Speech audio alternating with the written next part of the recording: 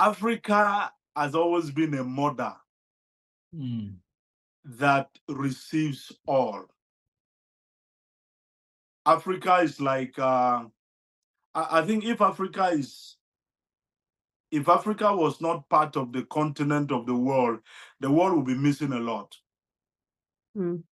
Because in Africa, we don't talk about race, we don't talk about color. We have a very deep culture of hospitality.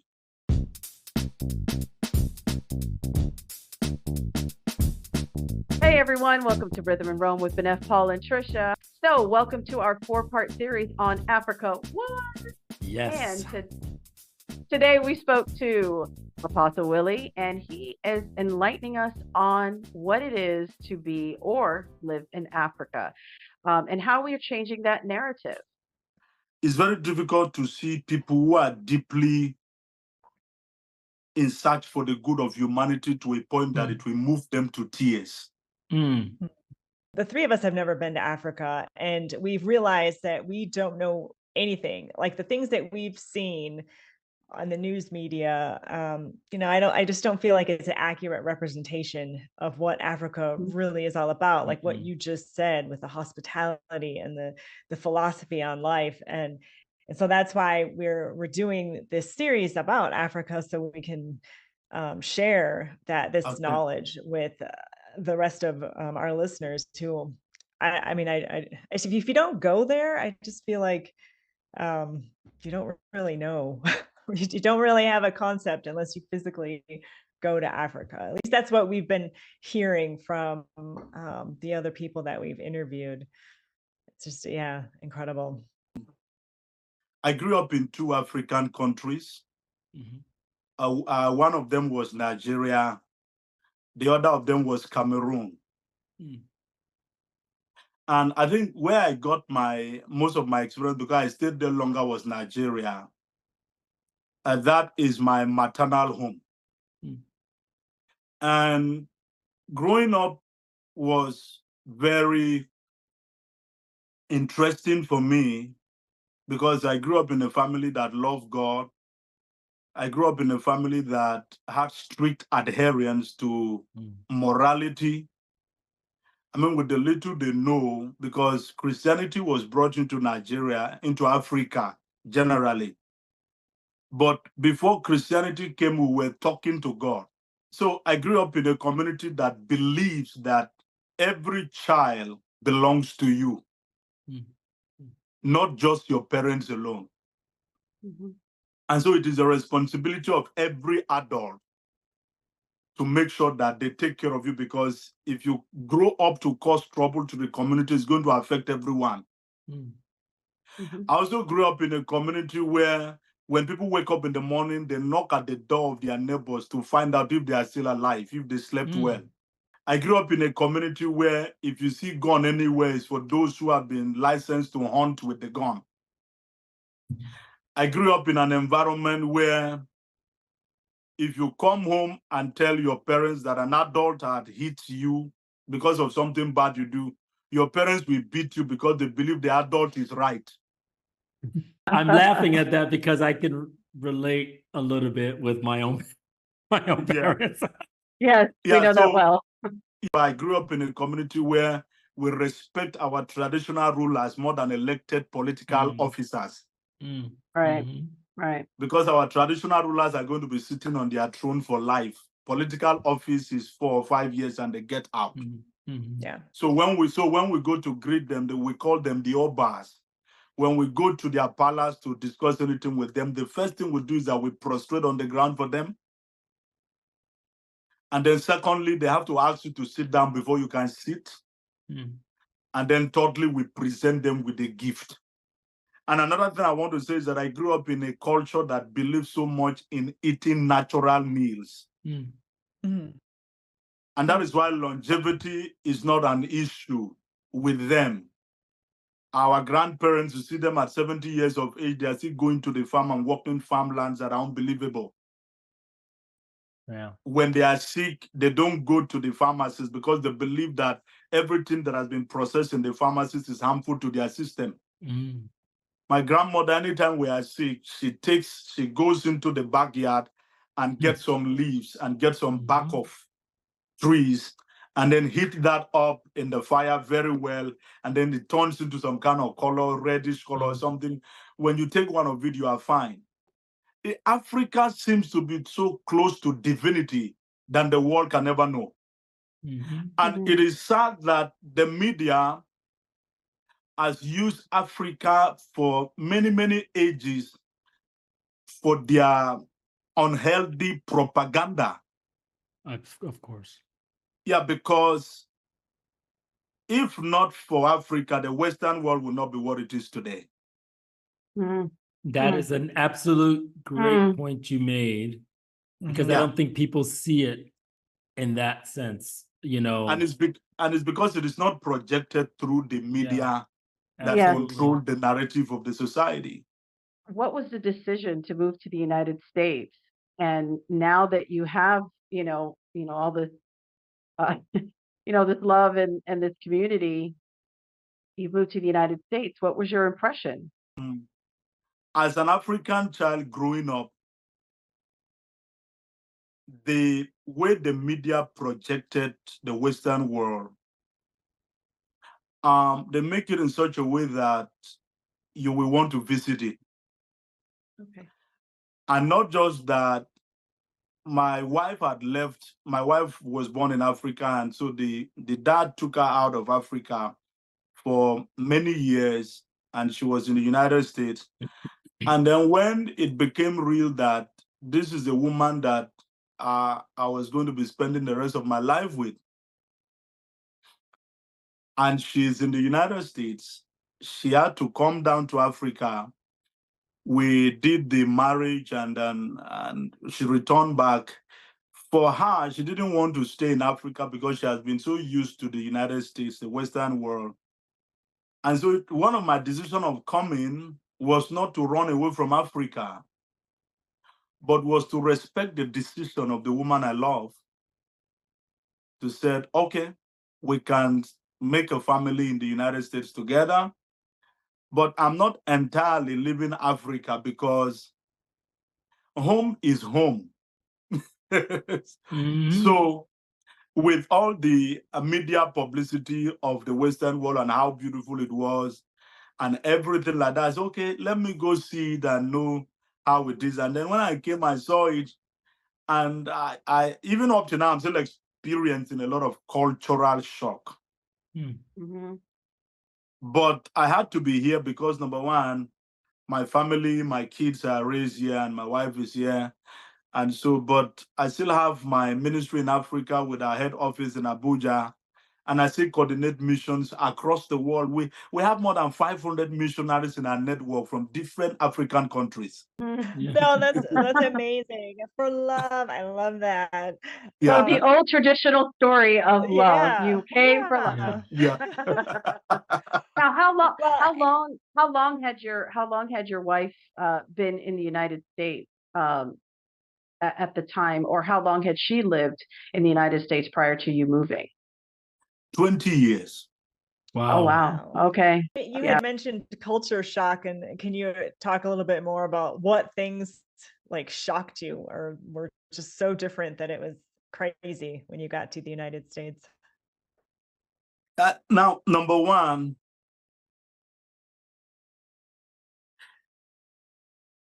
the siblings of a lot of people in the United States is Netflix, Hulu. Phones, phones, Netflix, Hulu, Amazon Prime, and so one interesting thing about Africa is that if you ever join me to Africa for the first time, you're going to see people come to the airport to welcome you when they see that your face is pretty new in the continent. And they'll be asking you, can we help you with your bags? What do you want us to do for you? And then when you live in Africa, you can be walking on the road and somebody will walk up to you and say, I'd like to know you and where you are living. how is things going on with you, and how are you? You know, like I said, when we get up in the morning, you knock at someone's door to be sure that they are okay. But when I was in Seattle, I lived in an apartment for 2 years, and I don't know how my neighbor looks like. Mm. And I'm kind of asking myself a question. I said, are they living or they're existing? Mm-hmm. And secondly, too, these are cultural shock. Secondly, you couldn't just walk to somebody's door and knock at it. Mm-mm. The next thing you are expecting to see is a gun pointed at your Mhm. forehead. Mhm. Yeah. Because they are going to call it trespass. In the United States, when you are broke, you are broke. Mhm. It's not like you are going to call anybody and say, okay, I have a brother living here. You can be homeless in this place in less than 24 hours. Mhm. Oh, wow. Yeah. And Yes. that's not, in Africa, we don't live like that. One lady told me that as I'm living now, if anything goes wrong, my life is over. Because Yeah. I can't Very afford true. life, I can't afford health insurance, I can't afford life insurance. I'm struggling to afford my mortgage and my, mortgage and my rent and all of this. So by the time I came and looked at the United States, another cultural shock was I saw people with cancer stage 4. Yes. They don't look worried. It's like they are happy about it, even preparing for death. Mm. And I kind of look at it, Interesting. I tried to study deeply and said, in Africa, death is a big deal to us. The reason is, number one, Africa is not disease friendly. Mhm. There are many things that we can handle traditionally. And so with almost every week, there is somewhere to go and enjoy humanity. But I kind of studied very deeply in the United States. I said, look, people here see death as an escape from IRS. Yes. They That see could be. death as Yep. they see death as an escape from debt that they are going to be spending the rest of their Mm. life paying. Well, Hmm. this is my personal opinion. I have a friend in Washington State. It took him 30 years to finish paying for his mortgage, but every January he has to remit $10,000 to Washington State government. Mhm. Mhm. And I said, what is the meaning of that? He said property tax, and that's how it's going to Yep. be for life. Yep. Yeah. Yeah. Yeah, this is unfortunate with that's unfortunate on the Western side with I definitely can relate to a lot of the things that you're saying. But I'd be remiss if I didn't ask a follow-up to the cultural differences Okay. on when you're in Africa and then you came to America to live. Yeah. What was it like? You said you didn't know your neighbor, and obviously we all can relate to that because people or whatever. But what was it like as far as experiencing racism, or was there anything to do with along that? I mean, just when you first got here, and was there any Yeah. difference? Because you just said that race was not an issue in Yeah. Africa, and then you came here. What was that like? Now, well, another one of the cultural shocks was that I began to study people and kind of technically ask questions because the issue of racism, I experienced it systematically. But again, I had to call a few friends and said, all of us here are immigrants, so why are you racist? Good point. Mhm. Great point. Mhm. You are Great from point. Armenia and you are being racist with me that I'm from Africa. And you are not even born in the United States. Yeah. How did you arrive at that? So, number one, I saw that depression is a personal companion in the Western world. Because at some point you feel so lonely. Absolutely. Because another cultural shock was you walk into the place where you are working and nobody cares to ask you, good morning, how was your night? Yeah. We don't live like that in Africa. Even with your manager, you cannot even say good morning. And so I tried to say, no, we are human beings first before we come to this place. And then I tried to introduce that. I said, in Africa, when you get up in the morning, the kindest thing you do to any human being you see is to greet them. Good morning. Very true. Absolutely. But in the US, nobody does that to you. Secondly, there are three things that defines people's life in the US that I've seen largely. You sleep, you wake up, you go to work, you return back, you eat, and then you stay on Netflix until you sleep again. So money, I'm working on a book right now, Buried in the Valley of the Dollar. Wow. Very powerful title. It's a capitalist society. Capitalist society. Yes. A lot of people are so enticed by money, which is a mirage, that they forget to experience what living is all about in the Western world. Oh, amen. That's what I can relate to.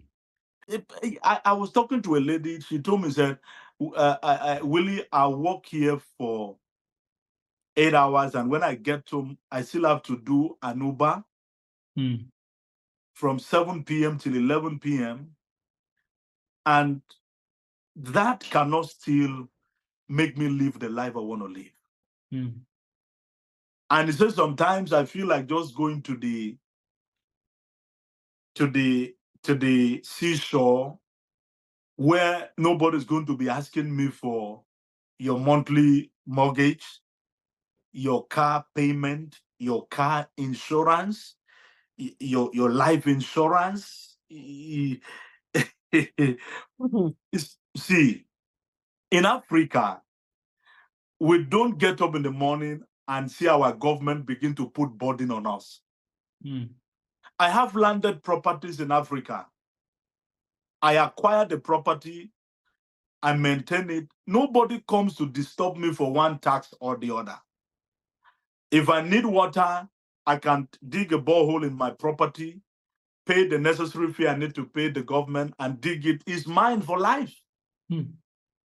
I can decide not to work for 2 weeks and I'm still okay because my farm is very, very fertile.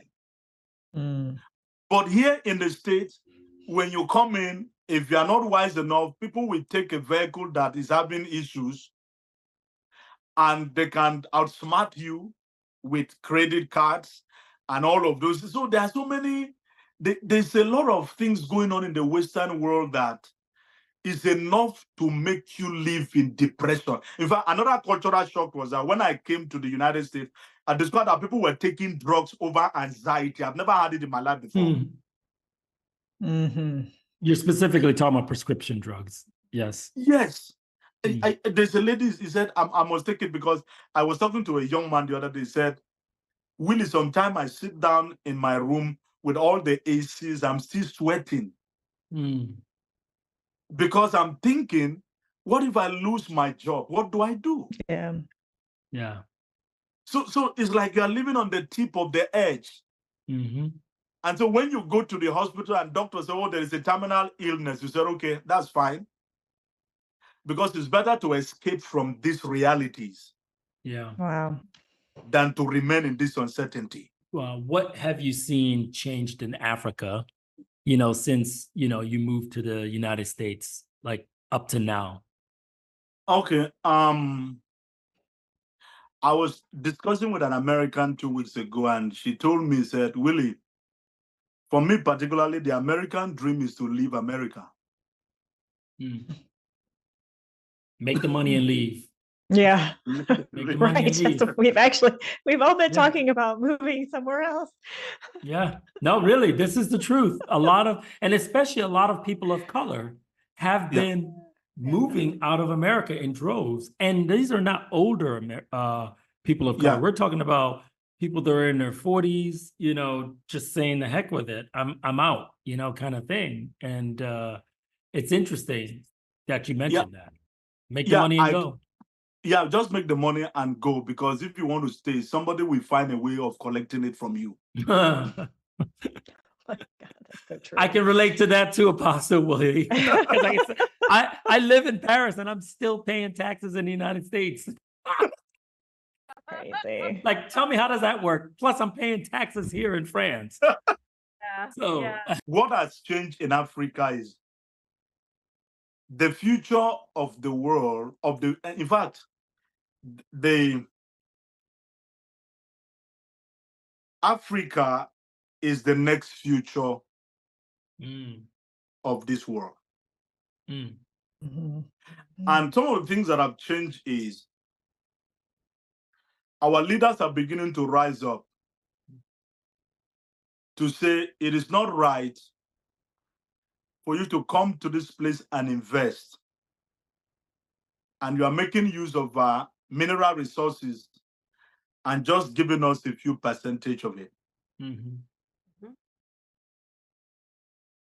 I know a lot of Americans who are investing heavily in Africa. Yes. And they told me that they just want to return to that place and be able to sleep for 2 weeks without thinking of where the next bill will come. So what has changed in Africa is there's a lot of enlightenment. In fact, the kind of development that is going on in Africa is unfortunate, because what the Western world is doing is that the Western world is playing a politics that is not fair. And this is what they do. They go to a place like Sierra Leone and they pretend the people are suffering. They begin to sell a narrative that is not correct. I went to Liberia, and with all the goals that was taken out of Liberia, it's so sad to see that Liberia doesn't even have a major walking road network. So the Western world, what the Western world have been doing for ages is they keep taking, they are taking, and they are still taking as I talk to you now. Yeah. So what has changed in Africa is that there's a whole lot of enlightenment going on. Like there was an incident that happened with this country, Niger Republic. Niger Republic we are sharing border with them, Nigeria. So when there was crisis, the Western world leaders rose up and told our president to act and make sure that they return them back to democracy, because the military became angry and said, how come Paris is what it is today because of their hard mineral resources taken from Niger? It's taken advantage. It's taken advantage of the population. So they wanted to tell Nigeria to intervene immediately with military power to make sure that they restore Niger to democracy. But our leaders were wise and said, look, the Western world is 2,000 miles from us. And we are sharing a border with this nation. If we rise up against them, there will be war in our territory. And it will affect the Western world. So why do we go to the war in the first place? One of the leaders in Africa, the president of Rwanda, has come up to say, it is unfair for a country as Russia to summon all 54 African presidents. Africa is a continent. Russia is a country. So why should a country have the audacity to summon a continent with all its head of state to come to its country to discuss the policy that will move Africa forward? So the leaders come and say, no, this has to stop. Yes. If they are calling for us next time, we send a representative to go there and listen to whatever they are saying. Bingo. Colonialism messed us up. Amen. Amen. Yes, it did. Colonialism messed us up. And so now everybody, our president has come up with a law that if you are in this country, if you are from Nigeria, if you don't return back in this country every 6 months to make sure that you develop your country, you will lose your citizenship. So now there's a policy in our government in Nigeria particularly. They are making plans of bringing back about 3,500 doctors from UK. Because what has been going on is colonialism came to give us a mindset that without us you can't succeed, but they're actually succeeding because of us. So Africans are hardworking. There's a state in my country, Nigeria, they call it Ondo State. I'm telling you facts, Ondo State. Yeah. You can't count 6 houses per unit without seeing a professor.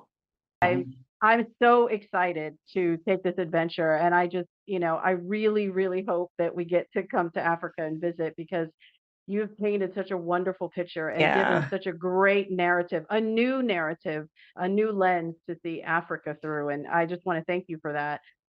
Yes. So, if we're traveling to Africa and we're taking this visit, where would you recommend, one of the first places that we should go?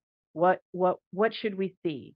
What would you say is definitely something that we should, stick a pin in and say, you need to go there? Now, when I go to Africa, like I'll be going to Abuja now. When I get to Abuja, the first place I'm going to visit, I'm going to go to Aso Rock. Aso Rock is the seat of the presidency. Okay. If you arrange it so well that you want to meet with the president, you could send in a letter ahead of time that you want to see the president of Nigeria. And then if you know how to go through the right protocols, when you arrive, they'll give you a tour of the presidential villa in Africa, in Nigeria. I'm talking about Nigeria. I'm talking about Nigeria now. Then, if you ever go to Nigeria, there is a place you must visit. The place is Lagos. Yeah. Lagos. There's this place I visited in Lagos. They call it Victoria Island Beaches. Okay. It has a lot of resorts there where you can just go and relax and meet human beings who are willing to relate with you, who are willing to talk with you, who will be excited to meet you. Then by the time you make up your mind to visit the presidential villa in Abuja, you can go through their website and obtain the necessary protocol. Then you can go there and people will take you around and show you the seat of the presidency. Well, we call it our own White House in Nigeria. Okay. Then there's a place I recommend that you visit to is the National Museum and Oba's Palace in Benin City. Okay. Benin City is an ancient city. In fact, recently, the Queen of England had to return back the sculpture that was taken from Benin, which became part of her crown. Okay. But you now have to come to Kano, which is in the northern part of Nigeria, where we have the ancient palace of the Emir. You are going to see an ancient building that is more than 300 years old, still standing. Apostle Willie, we want to thank you so much for your time. This has been amazing. We don't want to take up all of it, but we have so much great information. And thank you. This is Al, thank you so much for tuning in today for this very special episode with Apostle Willie. That was amazing. It's just like his energy, just the ability to truly feel like I understood a little bit better what Africa is all about. And now I'm ready to go. I don't know about ready you, to go. but I am ready. I am ready to go. I'm ready to Let's go. get that ticket. Let's get that ticket. Definitely. If you like our show, please share with your friends. Please comment and subscribe. We are growing our little show and we want to bring you more amazing experiences from people that are all around the world. Thank you again. Take care. Ciao.